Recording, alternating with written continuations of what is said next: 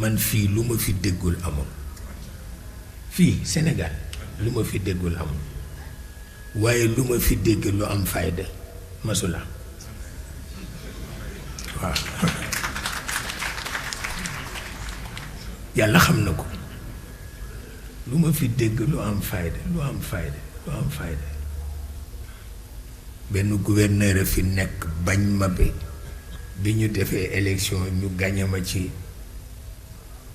te gañewuñ ma dañ ma sàcc wallahi laadim ma gañe wallahi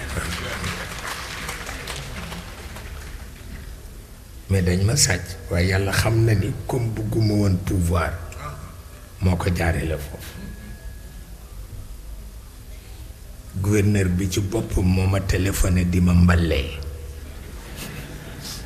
wallahi alazim téléphone woote ma defe ni farata la mu di ma mballee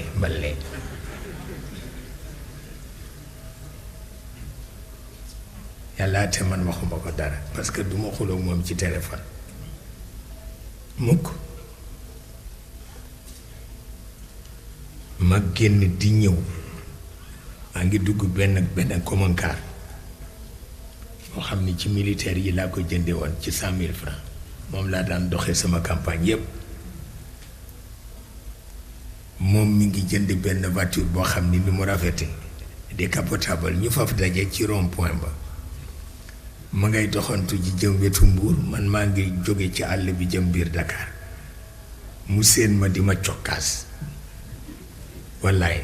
ma ni kii nag fokk ma waxee ak moom ma dem directement këram toog fa di ko xaar nis tuuti ñu téléphoné ni du mën a ñëw parce que dafa accidenté léegi noonu lañ ko yedoo foofa jëm yóbbu ko Paris yàlla xam na ko ma xam ni tooñ baaxul tooñ baaxul ma xam ni tooñ baaxul moo tax ba ma demee Paris ma daldi dem directement clinique seeti ko waaw yóbbul ko fleur yóbbul ko petit fou et puis c'est tout y a pas autre chose waaw yàlla xam na ko pour wax la ni nit dafay xam kilifaam nit dafa xam kilifaam te ñun suñu kilifa yi yépp dama leen di tooñ di wax ni vous êtes les enfants gâtés du ciel vous êtes des aristocrates yéen rekk civilisé kenn civilisé wul wallaay ma leen koy wax waaw yàlla xam na ko